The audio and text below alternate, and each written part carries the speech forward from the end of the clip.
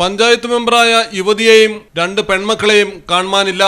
കോട്ടയത്താണ് സംഭവം. അതിരമ്പുഴ പഞ്ചായത്ത് 20-ാം വാർഡ് അംഗമായ IC സാജിയെയും മക്കളായ അമലയെയും അമയെയുമാണ് കാണാതായിരിക്കുന്നത്.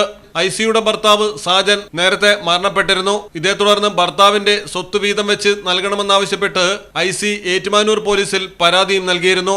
പരാതി കേട്ട പോലീസ് സ്വത്ത് വീതം വെച്ച് 50 ലക്ഷം രൂപ ICക്ക് നൽകണമെന്ന് നിർദ്ദേശിച്ചിരുന്നു.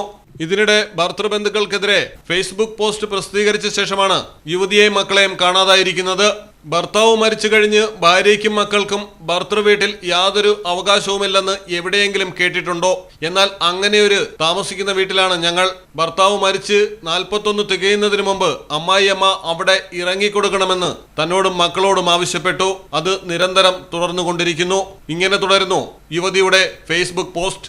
മൂവരെയും കണ്ടെത്തുന്നതിനായുള്ള അന്വേഷണം പോലീസ് ഊർജിതമായി തുടരുന്നു. Malayalam television, Kottayam. Coloring your dreams.